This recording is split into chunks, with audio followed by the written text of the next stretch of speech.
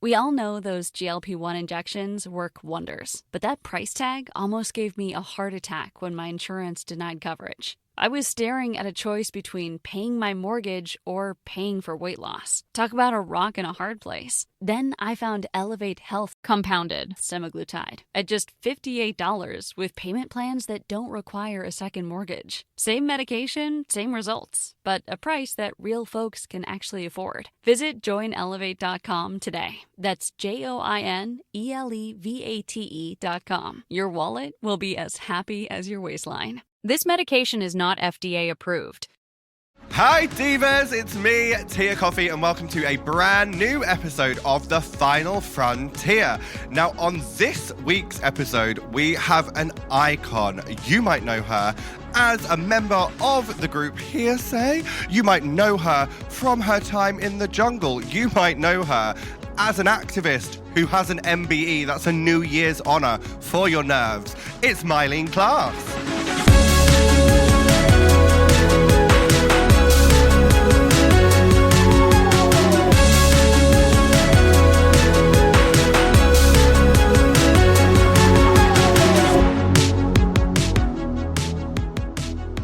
Thank you for having me. No, thank you for coming. It's very exciting. Gosh, anything for you queens. You've supported my family and...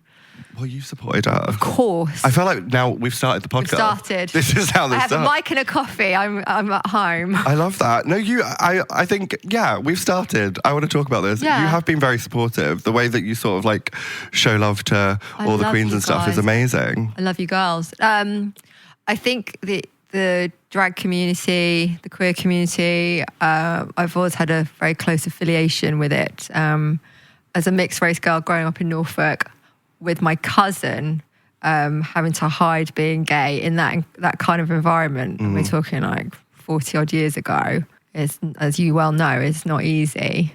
But I think that what you do, the light you shine into the world, genuinely, my daughter, when she turned 10 and she wanted to have a drag queen party, and all of you queens just made it so special, your messages and your support, and then we came to support you guys in your shows. And honestly, that community, it's so important. And that allyship, I think it's incredible because people forget just actually within your community, it's all very well and good that everyone's rowing in the same direction, but we all need allies. The mum community needs allies. The queer community needs allies. The mixed race community needs allies. Like everyone needs allies, but if you're fishing from the same pond, it doesn't stretch out. And that's where I think that, you know, the drag community, when you really embraced my daughter, because at the time everyone else was having just unicorn parties, and she's like, I'm going to go drag. And she went for it, and it was just incredible. I definitely had people raising eyebrows, you know, outside, in the outside world, and I'm like, let them raise them. Yeah, let them raise the eyebrows. What could be, like, if everyone else is doing unicorn parties, why not do something a little bit more creative? Yes, and it was one of the best parties we've ever had in our house, ever. It was incredible. Maybe we need to do a reprise. I'm there for it, yes. We'll get to the 18th birthday, and that's when we'll... But that was what's so special, because all the dads then showed up and they were in drag, and they realised just how hard it is to get a size of 14 pair of heels in time. Yes, I can confirm. It's hard. It is. It's hard. So we were trying to get in all the heels for the dads, and just seeing, I think, all the children, just seeing how that community came together. It was just amazing. And then a few days later, I went to see you girls and the Vivian all performing, and my daughters came to see that and cheer again. And then there was more criticism as to why I brought my daughters to a drag show, and I'm like, are you joking? It's the most, it's full of life and celebration and fun. It's like, why would you not want to? That is so strange, though. It's so weird to me that you get that kind of criticism. Honestly, I've been in a pop band. There is nothing you can levy in my direction that I can't take. Nothing. I've heard it all. Not just that, but one that came out through a reality competition as well, which is... Yeah. It's a lot, isn't it? Well, it was unregulated. I mean, I wouldn't say it's that regulated now, but I think more people call it out. That's the only difference. But when I did a reality show, the very first, I've done quite a few now. But when I did the very first, and it was the first, it ran alongside Big Brother. There'd never been anything like it. So much so we didn't even know what we were doing. I remember finding a teapot that had a microphone in it, and we were like outraged. They're filming us. They're listening to us. And they now had a microphone in a teapot. They were just trying to it wasn't sort of like some clandestine device. Well, I suppose it looks a bit like it was, but they were just trying to wire us up for sound and keep it looking real. But at the time, it was scandalous. I'm quite scared.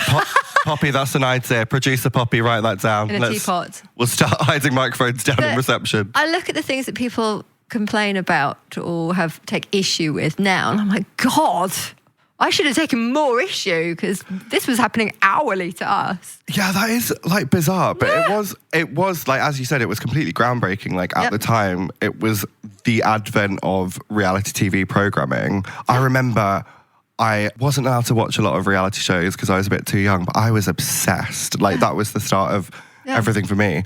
Well, I just remember walking in and we were doing auditions and everyone was crying and I'm like, I couldn't believe it. Now it's sort of de rigueur, isn't it? Everyone's crying, but I couldn't get my head around.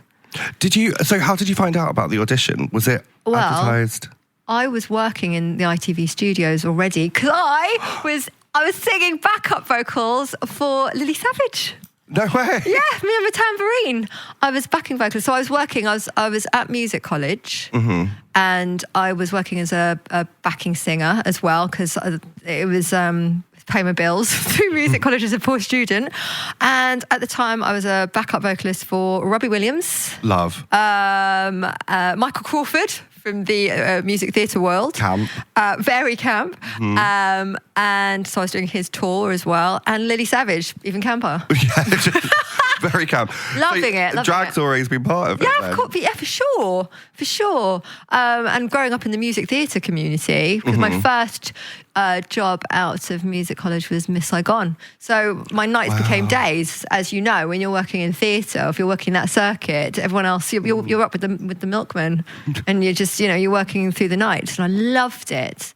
And that community was just incredible and it was a great thing to be a part of. And then I went into Hearsay. I got offered Mary Magdalene. I came out of Miss Saigon. I got offered Mary Magdalene a year as Mary Magdalene or go and join a pop band.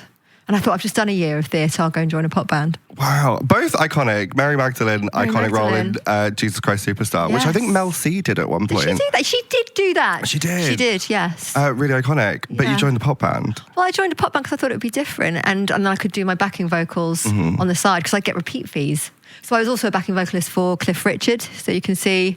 That was actually my first Top of the Pops. I don't know if you can see through it. I got a scar because I was rushing on the tube to get to my first Cliff Richard Top of the Pops and I fell up the escalators. I've got a Cliff Richard scar. Yeah. That's iconic. And also the business mind to be saying because I get the repeat fees from... Well, the business mind came from being in a pop band. That's where it all came from. So with my kids range, I had the longest running celebrity brand in this country because it all came about from learning how to market, how to bring a brand to market from being in Hearsay. And it all came about because one of the stalls was late opening when we played Wembley. And I was looking through the accounts. And we didn't make our money from tickets. Yeah. And we didn't make our money because we didn't have 360s that they have now. Yeah. We didn't have those kind of contracts. And we certainly weren't making it from the songs because we didn't write them. So we were making it from Dealey Boppers and from T-shirts and from bubble bath and pasta shapes and all of everything that we could. And one of the stalls opened late. And that was what alerted the accounts. I could see that we'd lost money. And that's where I learnt to brand. That's that there and then.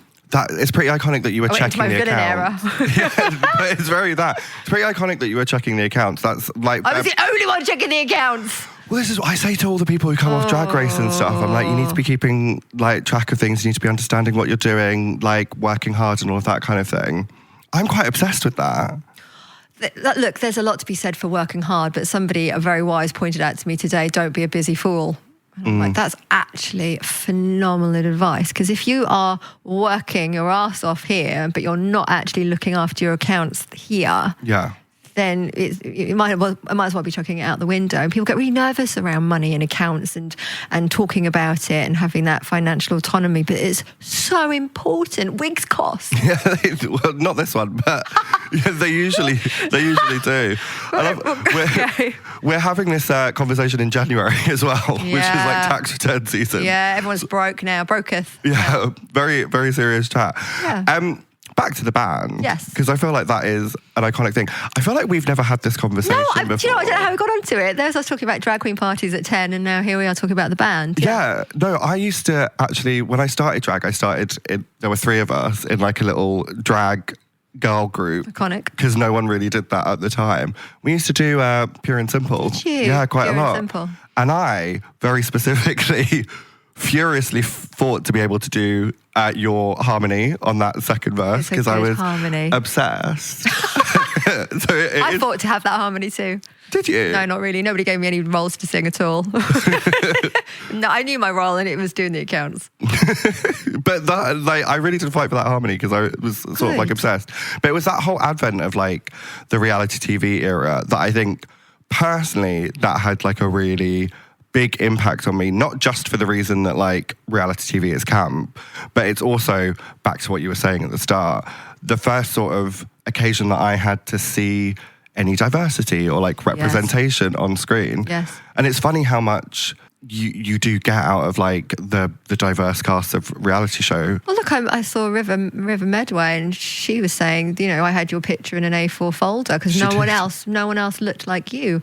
And like when you think about it, for me growing up, there were no mixed race Asian girls. Mm-hmm. I mean, there's not even a box for me to tick. Even now in school, I still don't have that diversity box. I'm always still other because I'm not South Asian and I'm not East Asian. I'm Southeast Asian. So I don't have a box. I remember that whole phase as well when I was sort of at school that they would do those diversity measures, and it's very othering to literally have to tick. Yeah, before you're just doing you, but then when somebody makes you specifically think about, well, what am I? What am I? Who am I? There's no box. And because I'm mixed as well, it's even harder because I don't even fit in. If you're mixed race, you are in this sort of no man's land. You know, I'm not Filipino enough to be Filipino, and I'm certainly not white. So where am I? And you create your own little island, I suppose, a little mixed race island.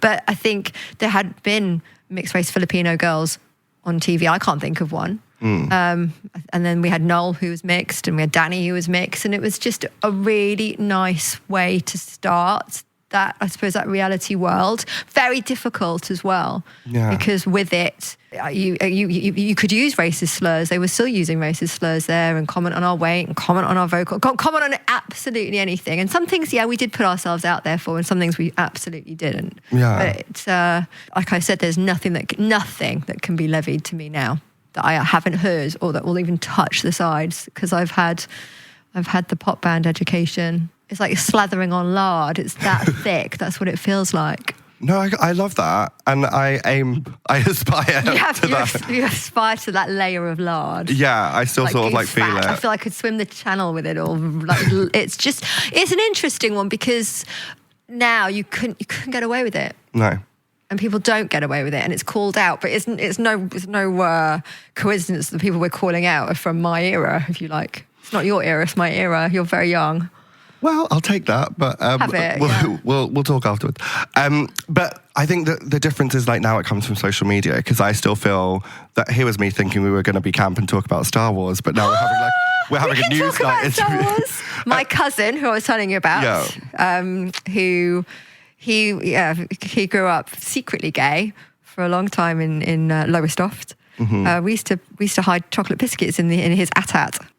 We used to have all the Star Wars figurines, and we couldn't afford them, but he had them all. And chocolate biscuits in the AT-ATs, and those movies. Both of us in love with Han Solo.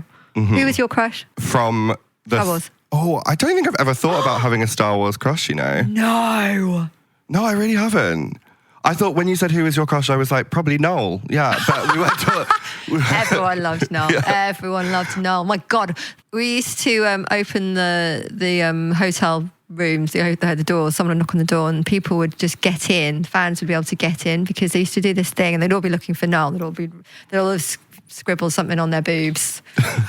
Wasted, but they'd all have scribbled something on their boobs, a message for Noel, and I'd open the door and there'd be the message for Noel. But they'd book, it was very clever watching how the fans did it, because they'd book a room next door, but there'd be 24 of them. They'd all put like a tenner in, and that's how they'd afford the room, and that's how they could get access. How did they know what rooms you... Very clever. Very clever. Yeah, that's where security should do their training with the fans. Okay, let's not give people more tips. Oh, it's clever. It's clever. It should always be one step ahead, and they were. Very much so.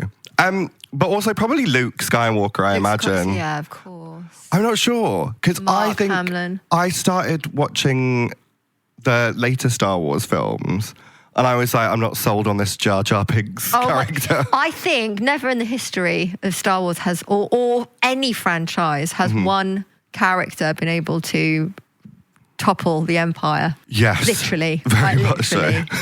But I think they pulled it back. Have you watched the recent ones? They have pulled it back, yes. But we were on shaky ground for a while there. Yeah.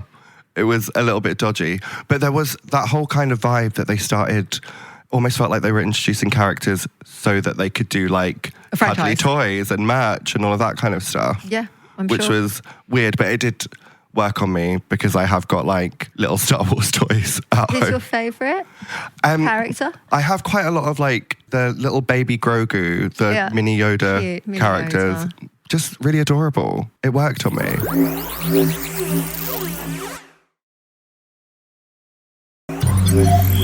Have you done a Yoda-inspired drag? Have I done a Yoda-inspired drag look?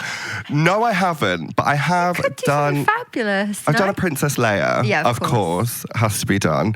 And then I guess I've sort of done a Darth Vader-inspired Nice. one. And also, I guess vaguely C-3PO, but... Okay. Ultimately, I was just wearing a nice gold outfit. It wasn't... It's happened to the best of us. Yeah, it wasn't very much. Have you done any? I've done Princess Leia, of course. Appears on screen now. Maybe, I don't know. I'm going to show you I made a video because it's, for me, my in with Star Wars was the music. Now, the nerd in me out-nerded themselves when I was really young, and I'd hear these pieces and I'd be like, wait a minute, I know that. Wait, so you clocked like... Well, I'm sure I wasn't the only one, but I made a TikTok on it because I was like, I know these pieces. I mean, what is it they say? Like that genius steals. So it's, I think actually, I think John Williams is an absolute genius to have recognised those pieces. So these are all classical pieces because I was raised classically. I trained classically. And then I went and joined a pop band. Can you imagine? Can you imagine what was going on in my household? But that's the bit that I love when it comes to Star Wars, because I think the music, they took Tchaikovsky, they took Stravinsky, they took Eric Korngold back in the 40s, and that's where I come alive, because I just think it's genius. Wait, but that has like blown my mind a little bit. That it's like almost like, I guess we'd call it a sample these days. They've sort of sampled the classical I'm sure he does pieces. not call it that. No, I'm sure he calls it a completely original piece. Yeah. But that's fine, because loads of people do that. Like, there's, again, I don't want to get myself sued, but there's so many movie composers, so many that do that. But that one I put up because I thought, well, it just shows you that to look for those kind of ideas. I don't know where you get your inspo for your drag or your themes or even just the work that you do, but everyone gets it from somewhere. And look at where he went. He went to the classical world, and I thought, well, this is as an absolute nerd, because I love Star Wars and I love classical music. Yeah. I can marry those two together and make that. I mean, I guess it is just sort of references in the same way that you would in fashion. Exactly, like these are where you get your references. Where do you get your references? Oh, Google. Okay. I just go high fashion something, and then 3 adjectives that I want to. Yeah. But that has actually sort of like shook me a bit, because obviously in my mind they're all completely original, but these little motifs nothing new under the sun, stuff. as they say. There's nothing new under the sun, and I think for a girl growing up loving classical music and not seeing what her way in, and then going, oh my God, it's in Star Wars. Yeah, it was a piece of magic. That you somehow made that nerdier. I out-nerded it. I went the full Sheldon. Yeah. Are there other... I was in such a... It was not cool. I was not cool growing up. Not at all? Not at all. Well, I mean, you're very cool now. I'm not cool now. No, but that's okay. I'm okay with that. I think it's okay. It's cool to not be cool. It just wasn't when I was growing up. I have this... Coming out with facts like that. I think that's very cool. But I have this thing, I'll come back to Star Wars, but I have this thing that I think, maybe it's because I'm older, but I think the new sort of like that no offense, Poppy, Gen Z are the cringiest generation. You know, when you're supposed to get embarrassed about older... I don't know. I think I birthed Gen Zers, and they would obviously disagree. Or maybe actually they probably wouldn't. I don't know. But then my daughter at the minute is borrowing all my naughty's outfits. Exactly. You know, like, did you wear this in Hearsay? And can I borrow this from Hearsay? And that's quite cool. That's pretty cool. You must feel pretty iconic. No, it's even better because my son, who's 5, asked for a CD player so he can play the Hearsay CDs because he found them. But we obviously didn't have any facilities for him to do it with. So, so I've built like a little Hearsay fandom in my house. That's actually adorable. It's funny. But the younger generation, like it does feel like everything's sort of come full circle. And I swear, like, the younger generation are meant to find the generations above embarrassing. But I don't think they have. I think they've gone, I like the idea of baggy jeans. We should wear them. So now I feel like we're, like, cool. Our fashion is cool. I don't think our ideals or our execution, I'm living it, so I don't think they think that anything I do is cool. But I think it's pretty cool. Thank you. When are pedal pushers coming back? That's my question. They should never come back. No, I because think... you've got long old legs. That's why you can wear those.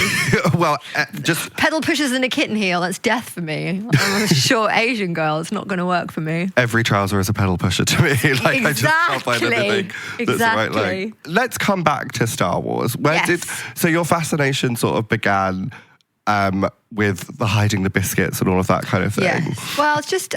Actually, I think it might be Luke and it could be Han Solo. It was definitely Leia. But I just think that, and 100% the music, but the first three, I don't know how you can beat those. I know that there'll be many people that will come for me. But between Return of the Jedi and The Empire Strikes Back... They're the best ones. They're the best ones. Hands down. I do think the newer ones sort of lost me a little bit. Well, they're the Gen Z. They're still borrowing from the originals. Yeah, exactly. But trying to sort of subvert it a bit, because I think there was that whole mystery about Rey's parentage and whether she would be special or not. And that sort of lost me a little bit. I was like, I'm just going to enjoy this lovely battle. Yeah. Very colourful. With the nice effects. Yeah, very that. But the originals had the story and the plot and the visuals. But also gorgeous. When you see how they put the visuals together, and they didn't have the option of CGI and they didn't have green screen, or it was just so...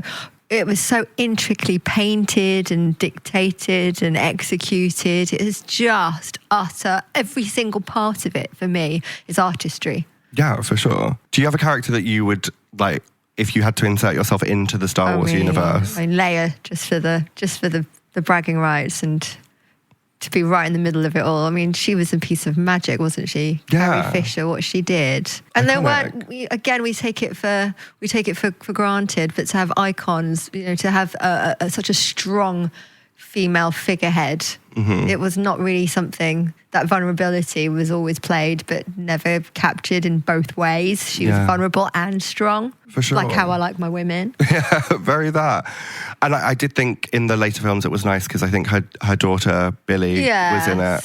It was a small part, but I was like, oh, that's really lovely. Yeah, remarkable. But again, her mum set the pace. Yeah. I think if it weren't for her sort of role in it and the twists and turns, it probably wouldn't be the strong franchise that it is. And I think I do have issue with the new Chewbacca, because I was on the red carpet. I'm sure you can pull up the footage, and Chewbacca didn't want to stand with me.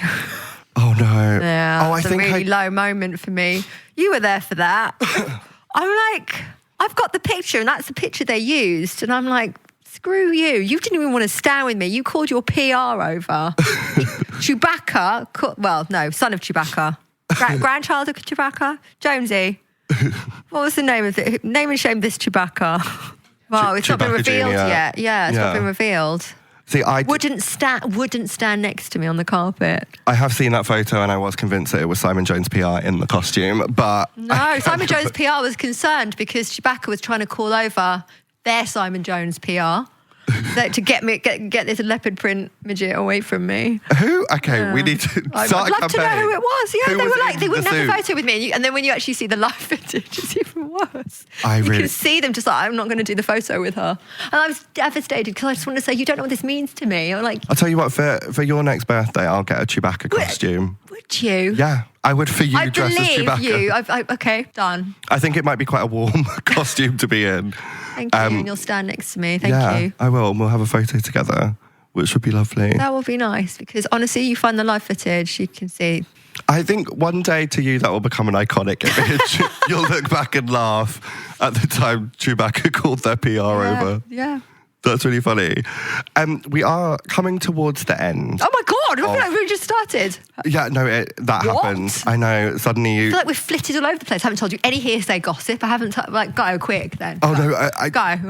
I have a lot of questions. Oh yeah, because I tell you what, I found my hearsay diaries. I've got hearsay diaries and I just read them now going, what? Wait, but are you making TikToks about them? No, I'm going to make something bigger.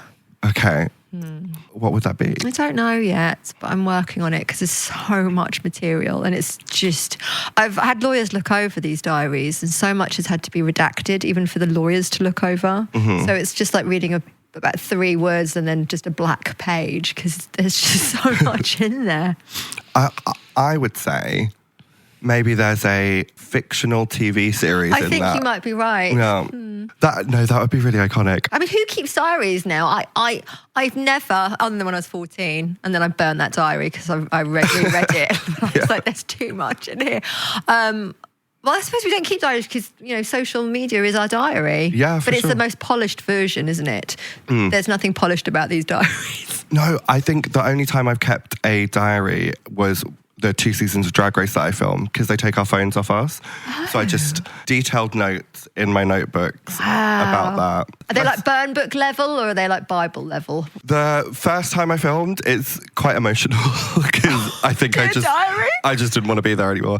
And the second time, it's more strategic. Where the that bodies I'd are like. buried. Yeah, it's very like I've got a point system to keep track of who is placing where. Okay. Yeah, that more strategic than I probably want to let on than it was. But no, it's very about. I'd like to hear more from your hearsay diaries. Well, look, they started off because at the time we were struggling to understand what do management do, what does the record company do, what does a TV company do, because nobody had done it. Most people had a manager. Yeah. The band is really sort of fully formed, as manufactured as you want to call it. And we really struggled with being called a manufactured band, because whilst the band was new, we'd put the hours in elsewhere. For sure. Doing the working men's clubs in some cases. I'd done music college. I'd done, I used to find it really weird going into a producer's studio where I understood the language. I knew what they were trying to get us to do, and I could play better than the producers, and that wasn't a flex. But when we were treated as just sing this and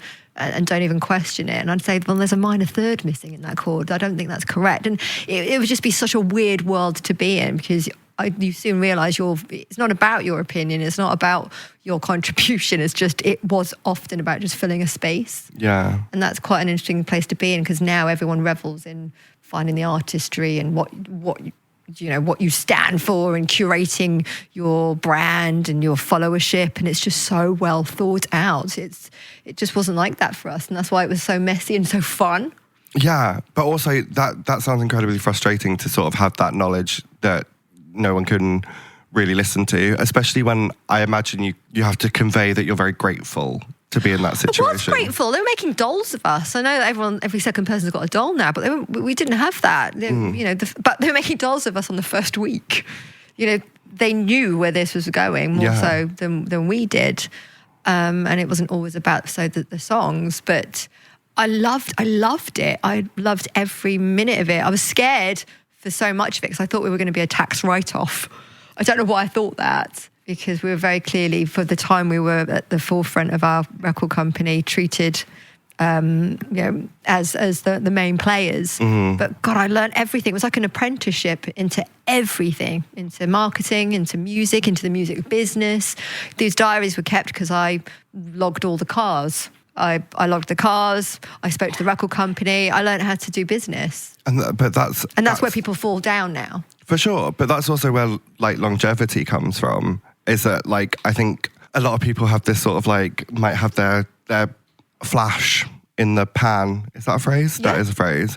But that is where sort of longevity comes from, and that's very inspiring to understand that knowledge helps you sort of continue and progress. Look, whether you're doing Love Island, whether you're doing Drag Race, whether you're doing Popstars, most people decide and define that you have got that year. And there's not many who can break out of that. And if you can find that longevity in the way that you can keep reinventing yourself and staying current and relevant and all those things, a la Madonna. Yeah. It's easier said than done, but if you can do it, every day I still pinch myself, and I've been doing this for 24 years now. So I do think I'm really lucky, but at the same time, and I've said it before, there's so much roadkill, pop roadkill out there. There's a lot of people who fly too close to the sun. Yeah. It's the most incredible industry to be in, but it can be a really dangerous one as well, because it's so unregulated. If you have an issue, if you're treated badly, if something goes wrong, who do you speak to? There's no HR department. You know, when people start spiraling, they can't go and speak to their literal management line manager. That person doesn't exist. Yeah, no, that is tough. And as a mum, I look at it differently. I've got different eyes now, going, God, if this was what my children were going through, I wouldn't let it fly. And there's a lot of that, especially, I think, surrounding reality TV. There's a lot of questions that I have about aftercare and like people it's being interesting. looked after. Definitely. What happens with people's mental health. But like, look, all the stuff in my hearsay diaries that's redacted, or there are certain names that we give people. There was one person who was known as Mr. Tickle because they had long reaching arms. I'll let you fill in the gaps. But, you know, it's no surprise to me now that all of the secrets and all of the people are beginning to be exposed. You know, you can see it unraveling. Yeah. But I could see it 24 years ago. I feel like if you're in the midst of it, you can't call it out. This is what I sort of meant when I said you have to convey that you're grateful. There's almost like this nature that you can't sort of disrupt things because that will be frowned upon. Well, until you get your power, until you can actually get your foothold and then be a positive disruptor. And then actually it's encouraged. Oh, for sure. You have to have a safe foothold to be able to do that. That's what I'm working towards. And when I get that safe foothold, it will be over for everyone. But that's how you get New Year's honour, I guess. You sort of become a disruptor for positive change. I'm not frightened of using a voice now, which I didn't have a long time ago. Ironically, I came into industry, singing and using that voice. But yeah, you're right. If you went against the grain, if you called anything out, then you'd be seen as just a complainer, and it would be a problem. But I'm a mum now of 3, and I've earned my stripes, and I've done the reality shows. I've done the jungle twice. Yeah. I've done the Popstars, and you just get ballsy. All of that makes you ballsy, and then it makes you fearless, and then you just stop caring about, like I said, I don't care what people think. I don't. And it's a really liberating place to be in, because then you can call the shots. And then you actually, as a mom, because I really do feel that I have a huge responsibility to my children and their friends and that community I've built and the community I built around me. I have a huge responsibility and allyship to it. And it's actually quite fun calling it out, because you can then affect change. And then someone gives you an MBE for affecting that change, and then you can affect more change. And it's not about, pulling the ladder up behind you. It's about extending it down and going, right, come on. Because it's really lonely. That's what I learned in hearsay. It's really lonely if you are at the top. Imagine all my friends were at college and I'm playing Wembley and I'm going back to my hotel room on my own. And they're all doing their studies. And then I'm flying to nice places with my holiday money, and they can't join me because they don't have the cash and they don't have the time off. So I'm then bringing my mates with me. And then sometimes you get the right mates and sometimes you get the wrong mates, because, they're attracted to the lights. And it's just a really different world that you're suddenly transported into. And that's why you do become very close to your bandmates, because they're in it with you. Yeah. We used to wait to get a holiday, to have a break, and then we'd all go on holiday together. We should get a villa. So we'd all get a villa together. Having just been living together and working together, we'd go on a holiday. And it wasn't even Stockholm syndrome. It wasn't even that. It was just, we had the money, we had the time, and we just knew we were safe together. And so we never left each other. That's sort of difficult in the initial aspect of like going through all of that kind of thing. But it's like really wonderful to hear, I don't know how to say it without swearing, that devil may care attitude, I guess. Yeah, laissez-faire. Yeah, very that you get to that place, you've got that foothold, and you can sort of say, okay, well, now I'm doing what I do. Here's the thing, everyone that's called me out or hasn't thought I've been talented enough or pretty enough to model whatever, or have the voice to speak, it's so interesting to me, because I've earned the stripes. I can go and play you a concerto. If you don't think I'm musical enough, I can do it. I did the years at music college. Yeah. But you dismiss me as being in a pop band. If you reduce someone down to the sum of their parts, it's ridiculous, because you don't know what else they might have to offer or where else they've come from. I feel that very deeply on like a very personal level. I sit here in a bowl cut feeling sometimes I am reduced to like the sum of your parts. Yeah. But you're greater than the sum of your parts. Although I like that bowl cut. I wore that, that was an Asian haircut for many a year for me.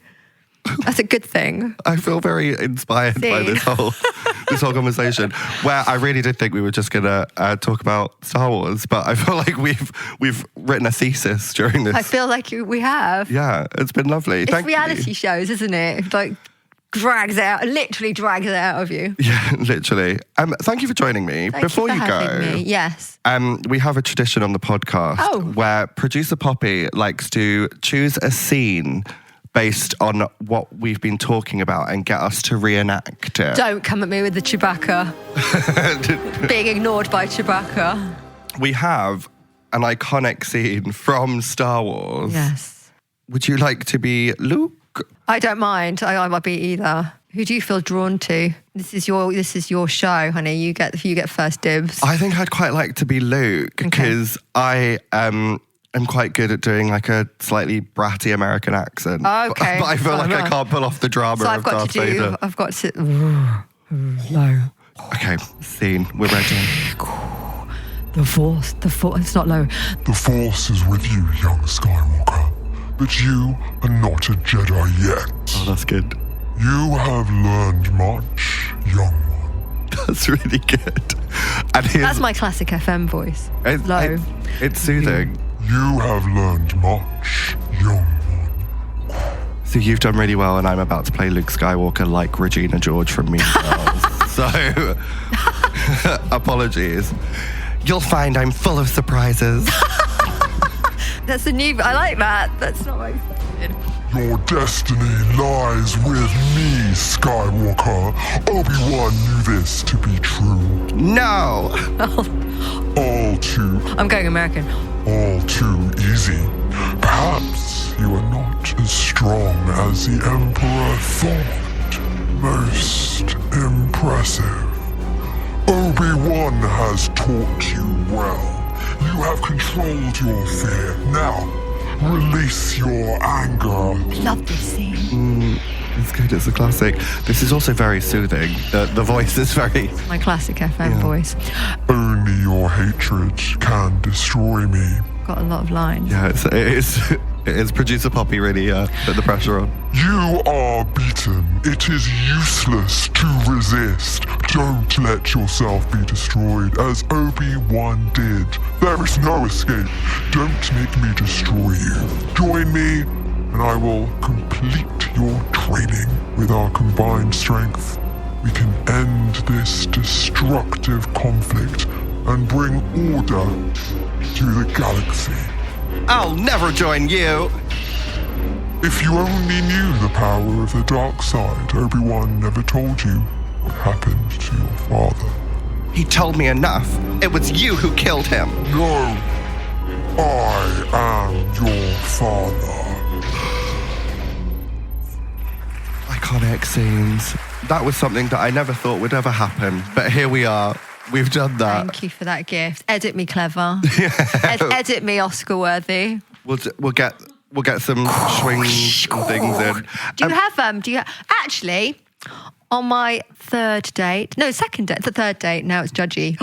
On third date, that's how when I met my fiance, he showed me all the lightsaber collection that he had. That's when you knew. That's when I knew.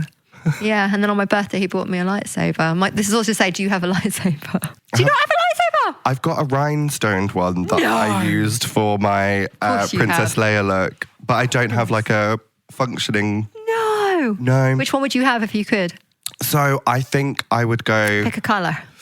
I'd go for... Because Samuel L. Jackson iconically just decided he wanted to stand out in the fights and have a purple lightsaber. Okay. I'd go for the purple. Okay, that's good. What would you go for? Oh gosh, green. Oh, good choice. Like the one I have, yes. I have a collection now. A full collection of lightsabers. Yes. That's honestly changed my life. I didn't expect this at all. Simon, when you said quite like Star Wars. I love Star Wars. I didn't expect gosh. Yeah, we go to all the premieres together. So this is the thing, because like Simon Jones, he's the other Simon in my life, the other love of my life, but we're from the same neck of the woods. We had the same sort of upbringing, same background, same understanding. Not many people make it out of Norfolk that play instruments like cellos and violins around that era. So I always wanted to play the cello. Did you? Simon Jones? Do you play the cello? Honestly, he's phenomenal. You play the cello? Stop it. He's phenomenal. Piano, cello, phenomenal. See? It's the stuff we have to hide. It's Is the this stuff we real? have to. He's phenomenal. He's a classical musician. On the cello. When did that happen? I'm not going to shut up because you're really good. If you'd have done this at my house, I would have gone and grabbed my cello. My daughter plays the cello. He just walked into my house one day and then started playing. That's wild. Yes. See, we love Star Wars. He's the Simon, for me, he's the Simon that got away. Still have him in another way. Anyway, that's the end of the episode. Thank you for joining Going to us. be played out with Simon on a cello. Yeah, actually, we'll do a classical musical outro. Yes. That's end of episode.